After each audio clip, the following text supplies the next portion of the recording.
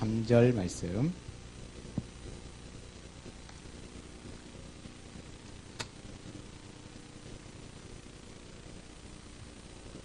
창세기 12장 1절에서 3절.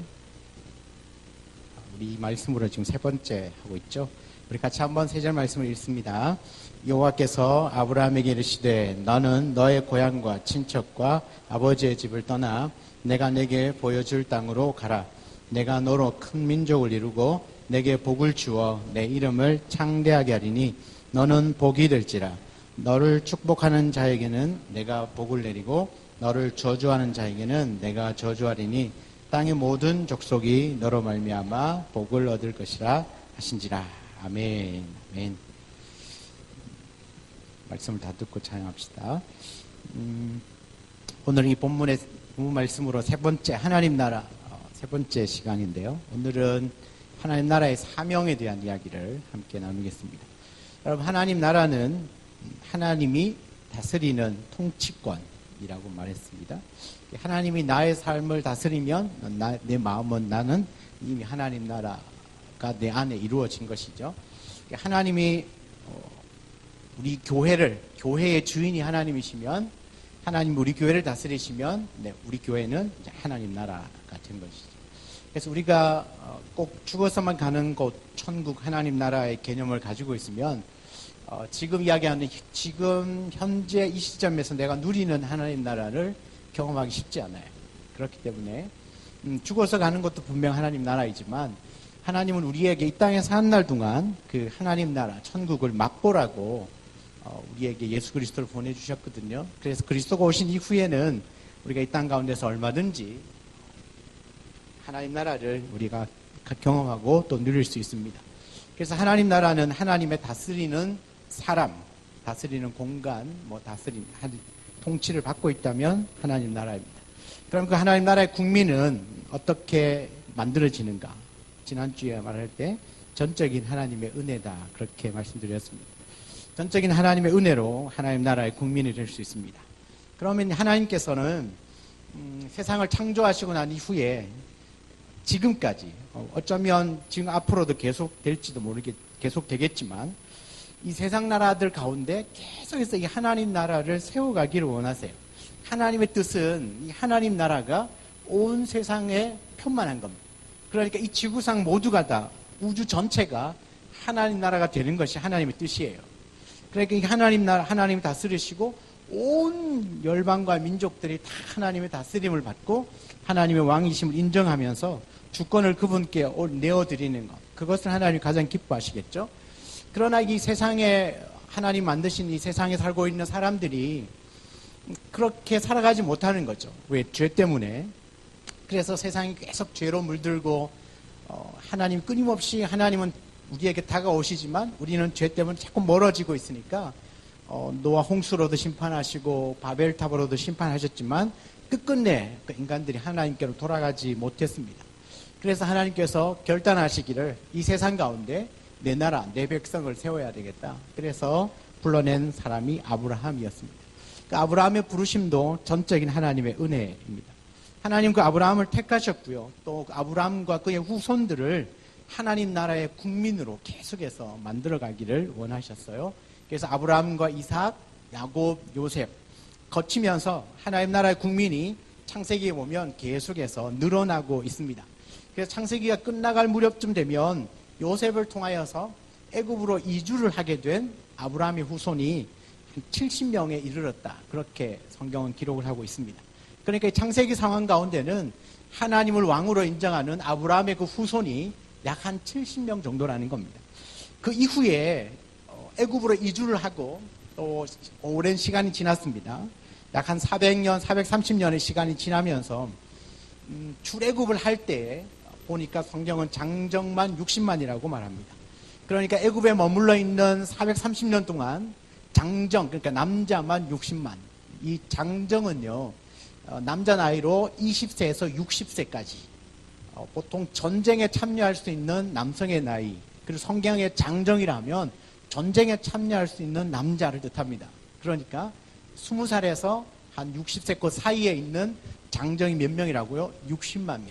그러니까 20세 이하 60세 이상, 그 다음 여인들까지 포함하면 대략 한 250만 정도로 추정을 하고 있죠.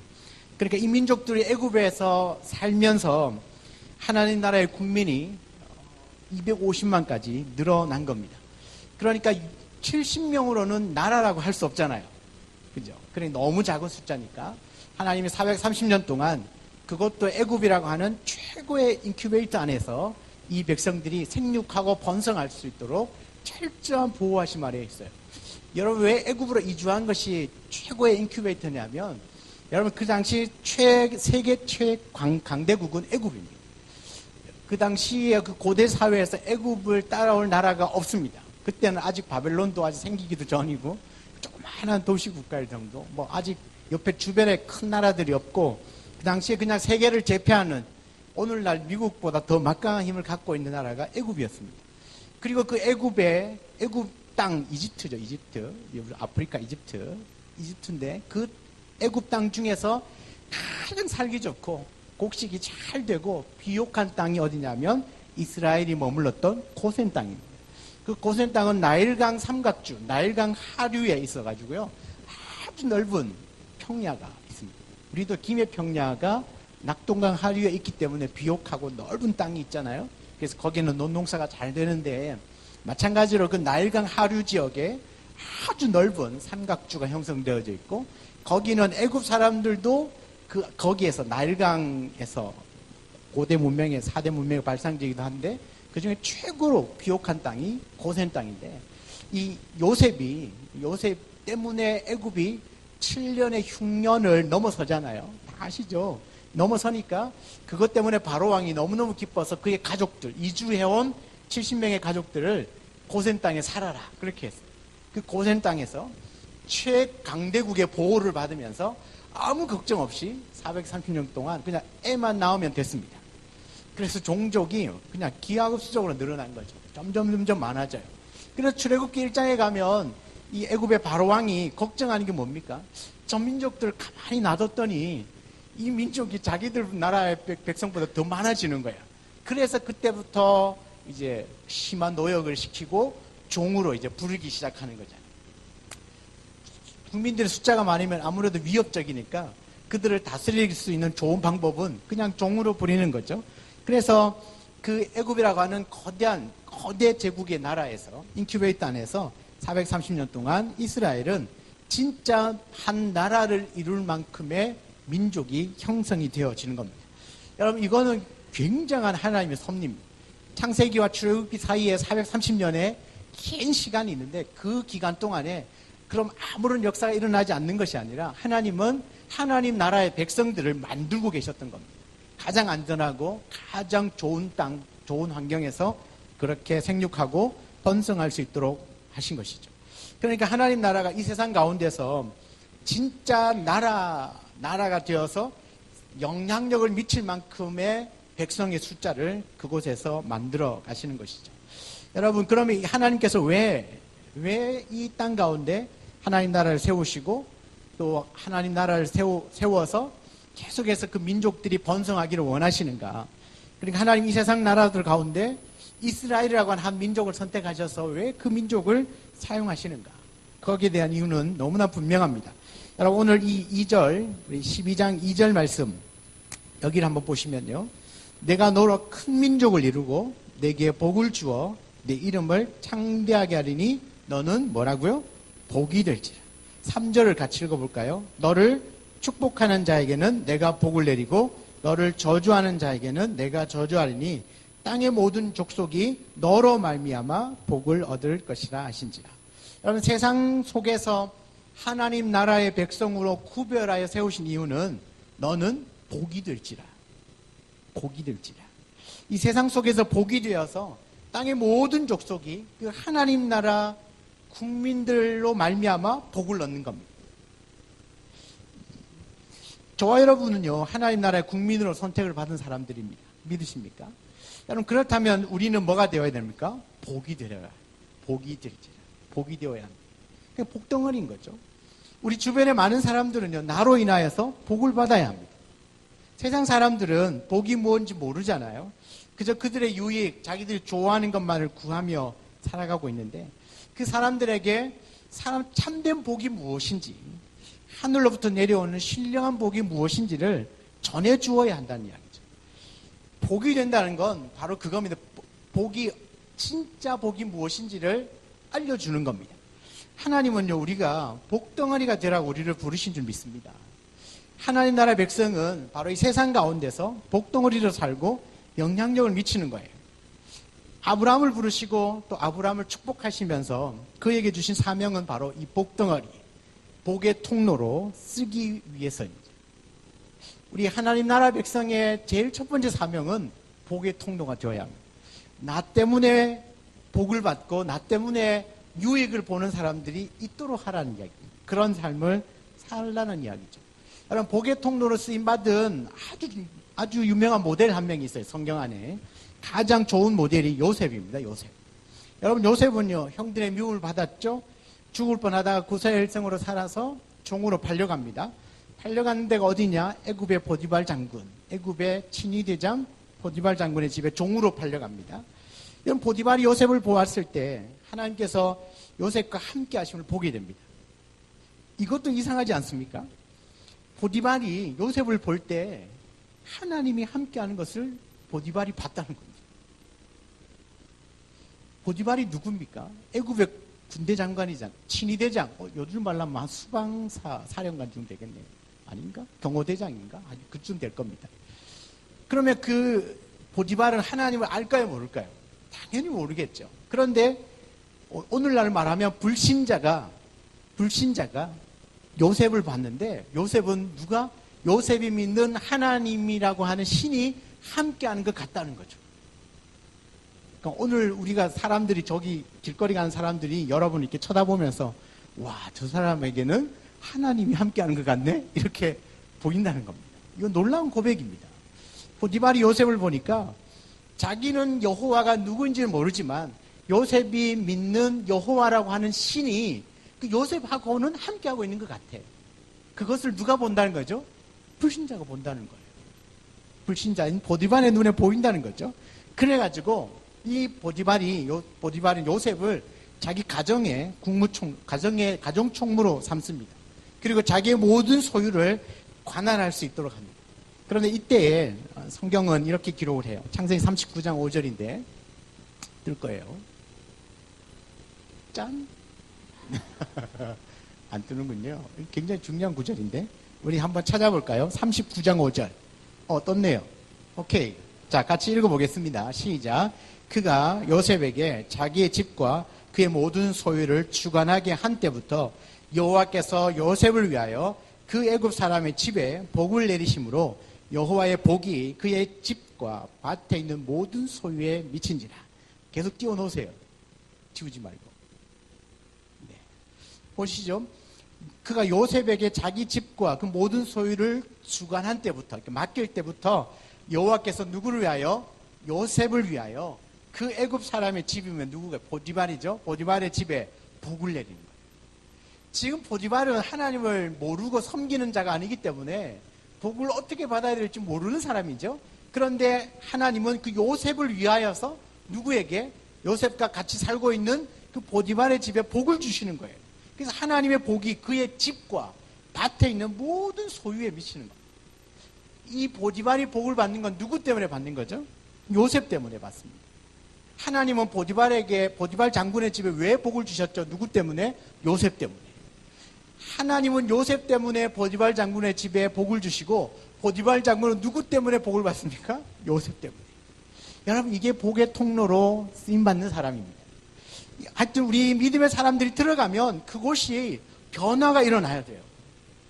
우리가 들어가면 싸우는 사람은 더 열심히 싸우고 다투는 사람은 완전히 깨지고 이렇게 쓰임받으면 안 된다는 이야기죠. 다 다툼이 일어나도 내가 들어가면 서로 화해가 되어지고 서로 용서가 되어지고 서로 마음이 하나가 되어지고 이게 복의 통로입니다. 정말로 막 도끼는 뜨고 있다가도 내가 들어가면 부드러워지고 마음이 부드러워지고 막 독한 말을 내뿜다가도 싹 들어가면 입이 쑥 다무너지고 이런 게 복의 사람이에요. 이 복의 사람 요셉을 위하여서 그 보디발 장군의 집에 복을 내렸고 바로 그 모든 소유에 미친 겁니다. 그 한 사람 때문에 이방인이고 불신자이지만 그들도 복을 받는 겁니다. 사랑하는 여러분, 우리 여러분 때문에 여러분의 가정에 하나님께서 복을 내려주실지 믿습니다. 나 때문에, 여러분 때문에 그 직장이 하나님께서 복을 내려주시는 것이죠.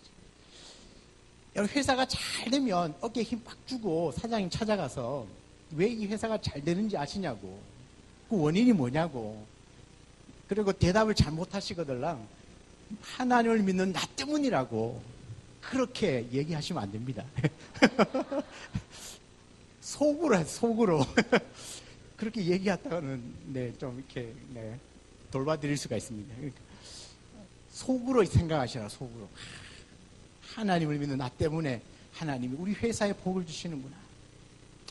옆에 이웃이 집을 샀다고 막 좋아하면 거기 찾아가서 왜 집을 샀는지 아시냐고, 이 어려운 형편에 집을 살 수 있는 형편도 아닌데 어떻게 이 집을 살 수 있었는지 아시냐고, 그건 나 때문이라고, 나 때문에 하나님이 당신에게 복을 주셨다고, 그렇게 뭐 하라고요? 속으로 얘기하시라고. 직접 찾아가시면 안 되고 속으로 얘기하시라고. 그렇게 고백을 하는 거죠. 여러분, 이게 성경적입니다. 나 때문에 교회가 잘 되고요, 나 때문에 우리 집이, 가정이, 회사가 잘 되는 겁니다. 왜? 우리를 뭘로 부르셨습니까? 복의 통로로 부르셨거든요. 하나님이 내가 복이 될지라, 복이 되도록 우리를 부르셨거든요. 그러니까 우리가 하나님 나라의 백성으로 부름받았던 그 자체는 이미 복입니다. 그게 복이고 그 복을 흘려보낼 수 있는 기가 막힌 사명을 주셨다는 이야기죠. 우리가 하나님을 왕으로 섬기는 하나님 나라의 백성이면 우리는 이미 복의 통로로 쓰임받고 있는 줄 믿습니다. 이것이 우리에게 주신 하나님의 사명이에요. 여러분이 들어가는 곳에 내가 지나만 가면 영혼들이 살아나고 깨진 것들이 하나가 되고 불평하던 것들이 감사로 바뀌고, 정말 지지리도 열심히 없던 사람들이 나와 대화 한 10분만 하면 막 가슴이 불타가지고 나도 열심히 해야지 라는 막 용기가 생기고, 그런 분 있잖아요. 우리 막 이렇게 사람 만나서 막 얘기를 하면 오히려 막 뜨거운 가슴도 불을 끄는 사람이 있어요. 같이 열받고 막 동조해가지고 그렇지 맞지 그래서 그게 아니라 이런 안 좋은 생각, 불평의 생각들을 하면 여러분이 들어가셔서 그게 아니야, 믿음의 말을 해주고, 그죠? 누군가를 세워주는 말을 해주고 칭찬의 말들을 통하여서 사람을 세워나가는 일들을 하는 게 우리가 복의 통로의 사람들. 그래서 우리는 불을 꺼트리는 수방수가 되면 안 되고 불을 지피는 방화범이 돼야 됩니다. 방화범. 불을 질러야 돼요. 불을 지르고 계속 태우는 방화범이 되셔야지, 방화범이 돼야지 막 불 끄는 소방수가 되면 안 돼요. 소방수는 진짜 불 났을 때만 필요해요. 우리 안에 여러분이 다 방화범이 되셔야 돼요. 불을 지피고 불을 태워나가는, 성령의 불을 막 계속 전달하고 번져나가게 하는 역할들을 해야 되는 거죠. 이것이 우리를 하나님 나라의 백성으로 부르신 주님의 목적, 사명입니다. 뭐라고요? 복의 통로입니다. 사랑하는 여러분, 우리 모두가 이 복의 통로로 쓰임받기를 주의 이름으로 축복합니다. 두 번째는 뭐냐? 왜 우리를 부르셨냐면 제사장 나라가 되게 하기 위해서입니다. 제사장 나라. 출애굽기 19장 5절과 6절인데 이것도 굉장히 중요한 본문인데요. 같이 한번 읽어볼까요? 세계가 다 내게 속하였나니 너희가 내 말을 잘 듣고 내 언약을 지키면 너희는 모든 민족 중에서 제사장 나라가 되며 거룩한 백성이 되리라. 너는 이 말을 이스라엘 자손에게 전할지니라. 이 출애굽기 19장은 시내산 언약이라고 해서 그 구약 성경 전체를 흐르는 언약 신학적인 관점에서 언약, 하나님의 약속입니다. 약속. 창세기 3장 15절에 가장 먼저 우리에게 약속을 해주시고 그 이후로 정말 중요한 하나님의 약속들이 군데군데 있는데 그 중에서 이 시내산 언약은요 진짜 중요하고 베리베리 중요하고 억수로 많이 중요하고 진짜로 중요하고 죽었다 깨어나도 중요하고 별 100개 쳐도 모자랄 만큼 중요합니다. 시내산 언약이 왜 중요하냐면 여러분 한번 잘 들어보시겠습니까? 어느 날 모세가요 애굽에 와서 가자고 그럽니다. 하나님 우리를 불러냈다. 그 사람들 그냥 얼떨결 따라와서요. 뭐 10가지 재앙 통해서 막 따라오고 홍해강 막 갈라지고 하니까 막 바다 건너서 왔고요. 그 다음에 뭐 이 광야를 지나서 지금 시내산까지 와 있는데 약 한 3개월 걸렸습니다. 한 2달에서 3달 정도 걸렸습니다. 지금 정신없이 지금 홍해를 건너가지고 시내산까지 왔거든요. 정신을 차려보니까 시내산에 와 있는 거죠. 이 백성들은 뭔지도 모르고 그냥 따라온 겁니다. 이 백성, 왜 우리가 여기 왔지? 그냥 모세가 가자 했으니까 왔지. 그럼 모세가 우리를 왜 데리고 왔지? 하나님을 섬겨야 되는데, 하나님을 예배하러 가재. 하나님 도대체 누구야? 봤잖아. 홍해도 가르고, 뭐, 구름기둥, 불기둥 봤잖아. 그런데 그래. 그 하나님 왜 우리를 데리고 나왔냐고. 도대체 우리가 뭔데, 우리가 무엇이 간데 하나님 우리를 데리고 나왔냐고. 백성들 안에 그런 의문이 들지 않겠습니까? 여기까지야 뭐 얼떨결에 따라왔다 쳐요. 그런데 이쯤 와서는 자기가 왜 우리가 그 애굽에 편안하게, 비록 종이었지만 먹을 거 걱정 안 하고 잠자리 걱정 안 하고 그냥 편안하게 살 수 있는 환경이고, 뭐 원하는 대로, 종이었지만 뭐 원하는 대로 먹을 수 있었기 때문에 살 수 있었는데 왜 여기 와 있지? 이렇게 왜 우리가 고생하지? 그렇게 고민하고 있을 때 하나님이 모세를 불렀어요. 시내에서. 그리고 19장 오늘 5절과 6절 말씀으로 이 백성들에게 너 이것 전해라 말씀하셨어요. 이게 뭐냐면 보시죠. 세계가 다 내게 속하였다. 이 세계가 모두가 다 하나님께 속하였고요. 너희가 내 말을 듣고 내 언약을 지키면 너희는 모든 민족 중에서 뭐가 됩니까? 내 소유, 띄워주세요 자막. 내 소유가 되겠고. 지금 이 시내산 언약의 첫 번째 왜 하나님이 이 백성들을 애굽의 종에서부터 불러내셨는가? 모든 민족 중에서 내 소유, 하나님의 소유가 되게 하기 위해서. 그러니까 하나님의 백성으로 만들어지는 순간이 바로 이 언약입니다. 이 백성들은 지금까지는 하나님과 이 자기들 간의 사이가 어떤 관계인지를 모르고 있었어요. 그런데 이 시내산에서 하나님이 드디어 언약을 맺으시면서 너희는 내 소유야. 그렇게 약속하시는 겁니다. 하나님의 소유된 백성으로 점 찍으신 거죠. 그리고 너희가 내게 대하여는 뭐요? 제사장 나라. 그 다음에는 거룩한 백성이 되는 겁니다. 그래서 이때부터 이 이스라엘은 하나님의 소유가 되고 거룩한 백성이라 말하고 제사장 나라가 된 겁니다. 그 전까지는 그냥 종으로 살고 있었어요. 얼떨결에 나왔어요. 그러나 지금부터는 정확하게 이 민족의 정체성이 분명해지는 겁니다. 지금까지 애굽의 종, 지금은 뭐죠? 하나님의 소유된 백성, 제사장 나라, 거룩한 백성이 되는 겁니다. 완전히 다르죠.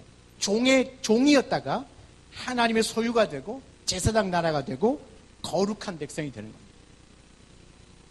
그 민족의 정체성을 분명하게 약속하신 언약이 시내산 언약입니다. 이 19장이나 출애굽기 19장이 나오는 시내산 언약입니다. 여러분 그러면요, 뭐 소유되었다, 거룩한 백성 다 이해합니다. 그럼 도대체 제사장 나라가 뭐냐? 여러분 제사장은 어떤 역할을 합니까?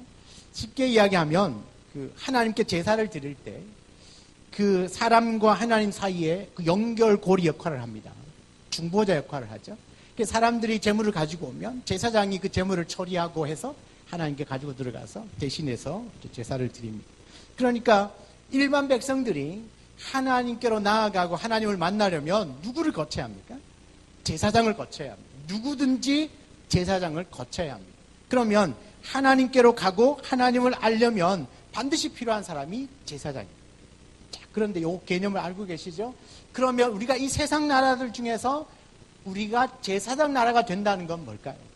지금 세상은요, 여전히 하나님, 이스라엘 민족 이외에는 여전히 모든 사람들은 다 하나님 모르고 있잖아요.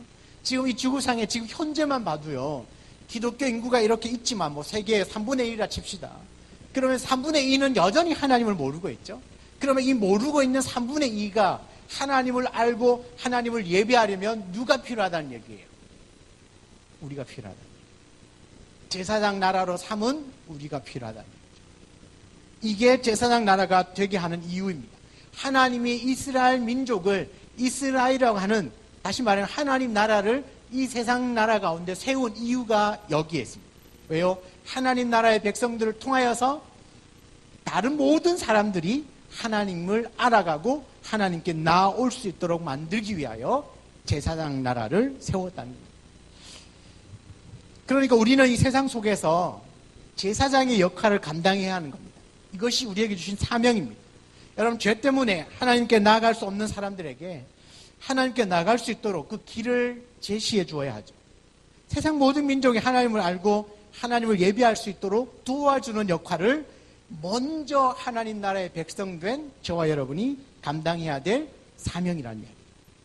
여러분, 베드로전서 2장 9절은 이렇게 이야기하죠. 그러나 너희는 택하신 족속이요 왕같은 제사장이다.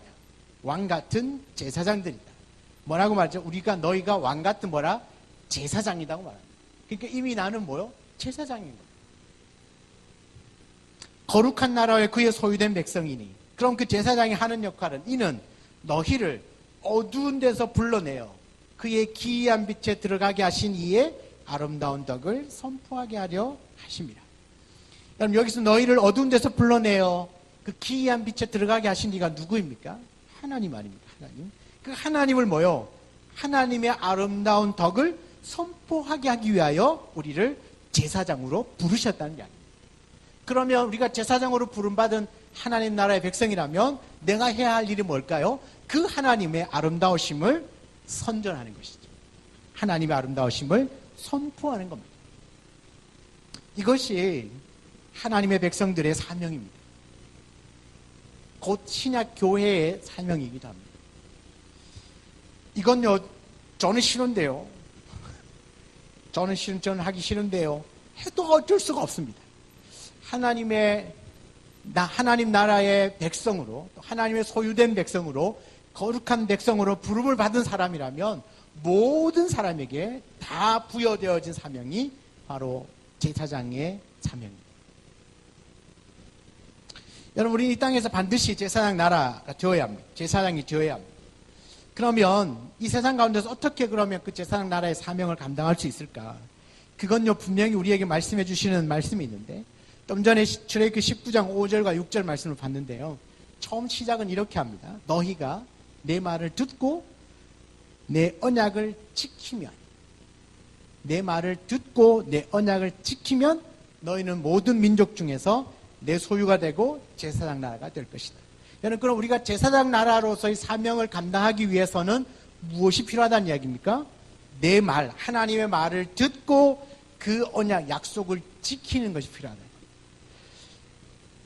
이것도 어려운 것 같은데 쉬워요. 간단하게 이런 겁니다. 여러분, 우리는 성경을 들고 있고 이 말씀을 보기도 하고 또 설교를 통해 듣기도 하고 또 때로는 뭐 공부하기도 하잖아요. 그죠? 그래서 어떻든 간에 예수를 안 믿는 사람보다는 더 말씀대로 살려고 힘쓰고 있잖아요. 아멘도 안 하시네. 그죠? 힘쓰고 계시잖아요. 그죠? 그러면 이 하나님을 알지 못하는 사람은 성경의 원리대로 살려고 할까요? 안 할까요? 이게 차이가 여기에 있습니다. 우리가 제사장 나라가 된다는 건 세상 사람들이 살아가는 똑같은 방식대로 사는 게 아니라 우리의 살아가는 방식의 기준은 성경이라는 이야기예요. 말씀의 기준대로 살아가면 그 사람이 제사장 나라가 되는 겁니다. 왜요? 이건 세상 사람들은 이 기준대로 안 오거든요. 세상 사람들 이거 볼 생각도 안 하고 이대로 살려고 생각하지도 않아요. 그냥 배워왔던 도덕윤리, 그냥 관습, 자기 습관을 쫓아서 살 뿐이지 그의 삶의 기준을 말씀에 두려고 하지 않거든요. 그런데 말씀의 기준에 두고 사는 사람은 세상에서 어떻게든 구별되게 살아갈 수밖에 없습니다. 그렇죠. 다르게 살 수밖에 없죠. 다르게 사는 게 지금 드러나고 있잖아요. 수요일날 지금 축구하기 때문에 지금부터 목욕 제기하고 축구 이기기를 위해서 지금 애쓰고 있어야 되거든요. TV 앞에 딱 앉아가지고 주전부리 갖다 놓고 응원할 준비를 해야 되는데 그게 아니라 우리는 세상 모든 사람들은 다 그렇게 해도 우리가 뭐죠? 예배가 가장 우선이기 때문에 지금 이 자리에 오는 거거든요. 이게 지금 무슨 기준으로 오는 거죠? 말씀의 기준에서 지금 예배드리러 온 거잖아요. 그럼 이것이 뭐예요? 곧 하나님 말씀을 듣고 내 언약을 지키는 거예요. 다르게 살고 있는 거예요. 그런데 이것을 제대로 하면 세상 사람들이 내 모습을 보고 주께로 오게 되어 있어요. 여러분 그거 아세요? 요즘 뭐 회사나 뭐 직장 생활이나 사회에서 솔직히 뭐 교회 다니거나 신앙생활 하는 거 별로 안 좋아하잖아요. 그죠? 안 좋아한다고 내가 예수 믿는 거 색깔을 흐리면 그 사람들은 좋아할까요? 안 좋아할까요? 앞에서는 쿨해. 이런 일이 있었어요. 실제로 이제 회식 자리에 제가 겪은 거 아니고 우리 제자반 집사님이 회식 자리에 갔는데 술을 이렇게 탁 돌렸습니다. 저는 교회를 다니기 때문에 술을 먹지 않습니다. 했더니 야, 내가 알고 있는 그 무슨 교회 안수 집사님도 술 잘 먹더라. 먹어라. 니 뭐 별나나 하면서 줬대요. 안수 집사님들. 네. 내가 알고 있는 모교회 그 안수 집사님은 술 잘 먹던데? 너 안수 집사 아니잖아. 서리 집사인데 좀 먹어도 된다. 그 서리가 좀 더 밑에 아니야? 먹어도 된다는 거죠. 예. 그래도 저는 먹지 않습니다. 그랬더니 앞에서는 막 비아냥거리면서 아이고 뭐 유별나게 예수를 믿어도 뭐 그렇게 유별나게 믿냐 막 그렇게 얘기를 했대요. 그래도 뭐 그냥 자기는 자기 믿음 지킨다고 끝까지 안 먹었답니다. 그래서 뭐 나 콜라 먹죠. 먹고 사이다 먹고 술 다 취했는 사람들 집에 다 데려다 주고 그랬대요. 몇 번을 그렇게 했대요. 갈 때마다 술을 권했대요. 갈 때마다. 근데 갈 때마다 저는 먹지 않는다고. 별나다고 저 봐라 예수도 미쳤다면서 막 이렇게 욕을 했대요. 그런데요. 그게 한 몇 번 지나고 난 이후에 이 상사가 어떤 이야기를 하는지 아십니까? 진짜 예수 믿는 사람은 저 김대리야. 그 이야기를 했어요. 여러분 이게 내 그 한순간 한잔 딱 하면 그냥 그 분위기에서는 어울릴 것 같지만 딱 뒤돌아서서 집에 가면 아유 이런다. 아유 욕하지. 그러나 나의 정체성을 분명하게 하면 감동받게 되어 있어요. 여러분 오늘날 왜 이렇게 교회가 욕을 먹냐면 분명하지 않아요. 분명하지 않아. 내가 예수 믿는 것을 분명하게 드러내지 않아요. 이런 신앙을 무슨 신앙이라 하는지 아십니까? 이순신 신앙이라고 합니다. 이순신 신앙. 이순신이 뭐라고 했죠? 나의 죽음을 아무에게도 알리지 말라. 그런데 요즘 성도들이 이순신 신앙 갖고 있는 사람이 많아가지고 내가 예수 믿음을 아무에게도 얘기하지 말라. 알 길이 없어. 주변 사람들이 몰라. 그만큼 뭐죠? 내가 드러내놓고 저는 예수 믿는 사람입니다. 당당하게 이야기하지 않기 때문에 오히려 욕을 먹고 역공을 당합니다. 영향력이 없다는 이야기입니다. 여러분 내가 믿는 예수를 분명하고 당당하게 이야기하면 오히려 세상은 쫄게 되어 있습니다. 누가 겁을 먹냐 하면 세상이 겁먹게 되어 있습니다. 그런데 내 안에는 이 신앙을 분명하게 내어놓지 않으니까 내가 기죽고 쪼는 거죠. 세상이 기세가 등등해가지고 어떻게든 교회를 잡아먹으려고 악을 쓰는 겁니다. 왜요? 불분명하거든요. 다른 게 없어요. 세상과 교회가 다른 게 없다는 거죠. 그러면 힘이 없어요. 내가 할 말이 없다는 거죠. 그러나 오늘 우리가 하나님 나라의 제사장 나라가 된다는 건 우리의 삶의 기준이 분명하게 내 말을 듣고 하나님 말씀을 듣고 그 언약을 지키는 것으로부터 분명해지기만 하면 세상은 우리를 두려워할 겁니다. 여러분 이제 이순신 신앙을 버리셔야 됩니다. 이순신은 나라 구하는 것에만 영웅이시고 내 신앙에서는 버리셔야 됩니다. 그 이순신을 버려야만 내가 살 수 있습니다. 우리 안에 있는 이순신을 버리면 나는 하나님 나라에 그 나를 부르신 하나님의 그 분명한 사명 목적 제사장 나라로 세우고자 하는 그 분명한 목적을 이루어 나갈 수 있습니다. 여러분 그래서 내가 제사장 나라가 된다는 건 삶으로 보여주는 겁니다. 100마디의 말보다 한 번 보여주는 것이 훨씬 더 영향력이 있다는 것 알지 않습니까?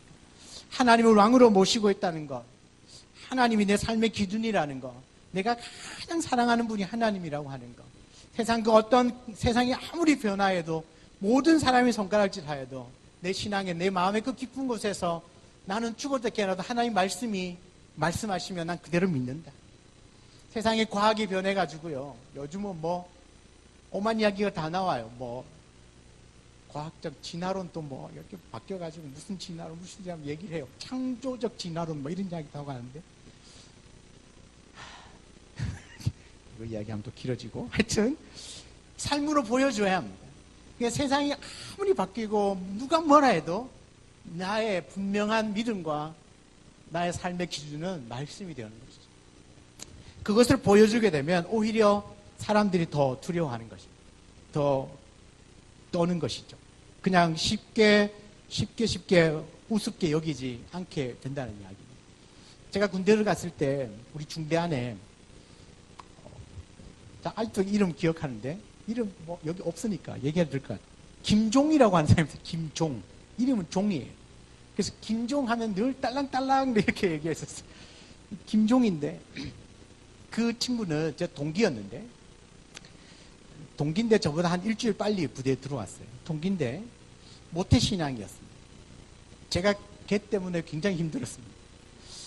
왜냐하면 처음 딱 갔더니 이제 뭐 물어보잖아요. 그래서 저한테 물어보길래 학교 어디 나왔어? 그래, 제가 대구신학교 다니다 왔습니다. 아이고 환자 들어왔네 그러더라고요. 아이고 환자 들어왔네. 그래 그러면 예수 언제부터 믿었어요? 그러더라고요. 제가 고등학교 들어가면서부터 믿었습니다. 한 3년밖에 안 됐네. 근데 옆에, 야, 김종, 딸랑딸랑. 그랬어요. 너 언제부터 믿었어? 하니까, 뭐, 자기 어릴 때부터 모태신앙이라고 얘기하죠. 야, 잘 봐. 너는 3년, 쟤는 모태신앙. 제가 훨씬 더 오래 교회를 다녔는데, 쟤는 수요 예배를 안 가는데 너는 왜 가? 그러시더라고요. 그날 수요일이었거든요. 쟤는 태어나기 전부터 교회 다니면서 오랫동안 20년을 교회를 다녔고, 너는 3년을 다녔는데 더 오랫동안 다닌 쟤는 수요 예배를 안 가는데 넌 왜 가냐고. 제가 뭘 할게요? 저는 신학생인데요.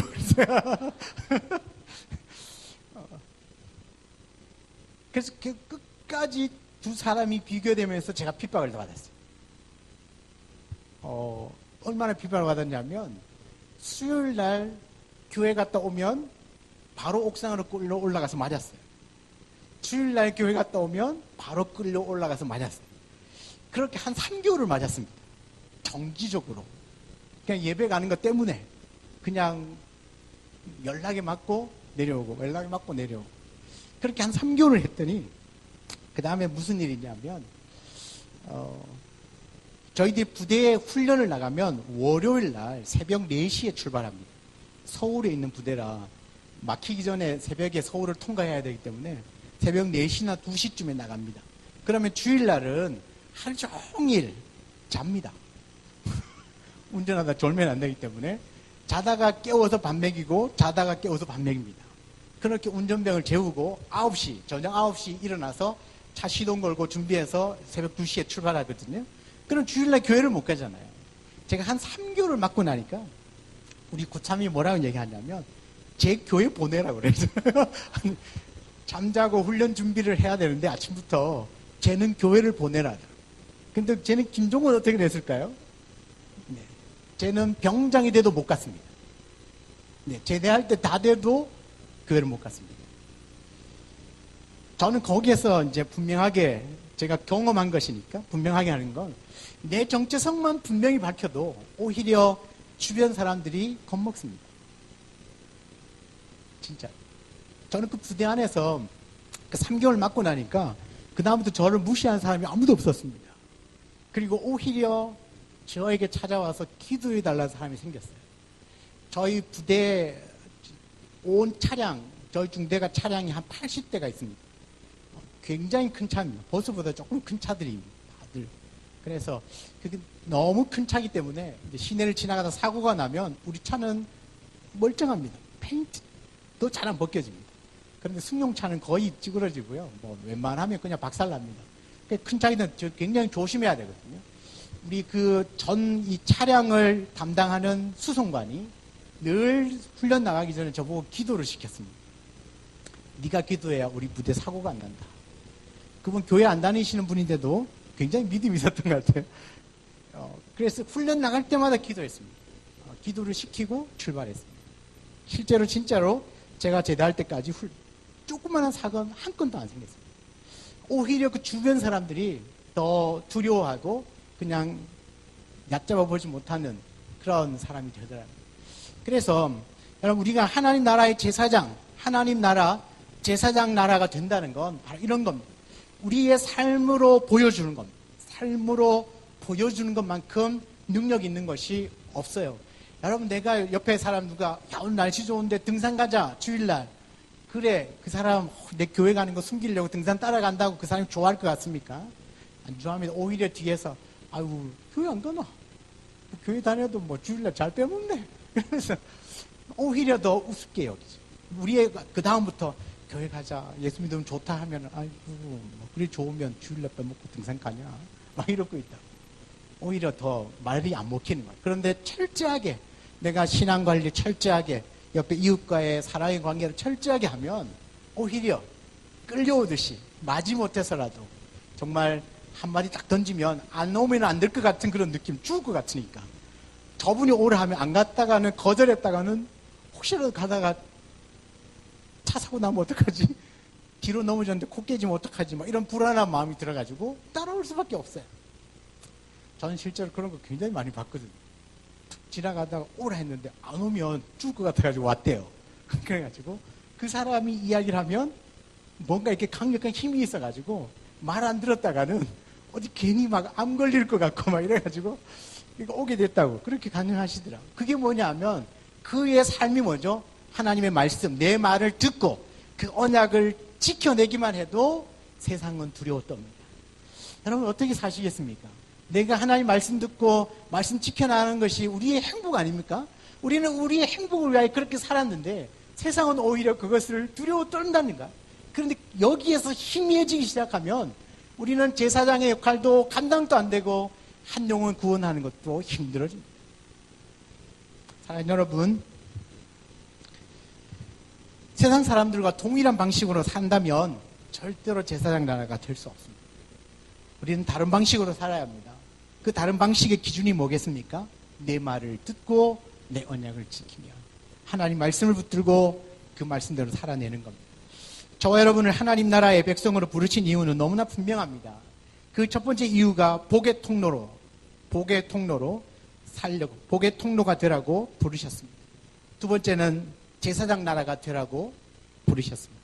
오늘 이 시간에 우리를 부르신 그 하나님 앞에 하나님 내가 이 두 사명을 내가 살아가는 날 동안 진짜 온전하게 감당할 수 있는 하나님 나라의 하나님 백성 되게 하여 주옵소서. 그렇게 기도하는 이 밤이 되기를 주의 이름으로 축원합니다. 우리 찬양을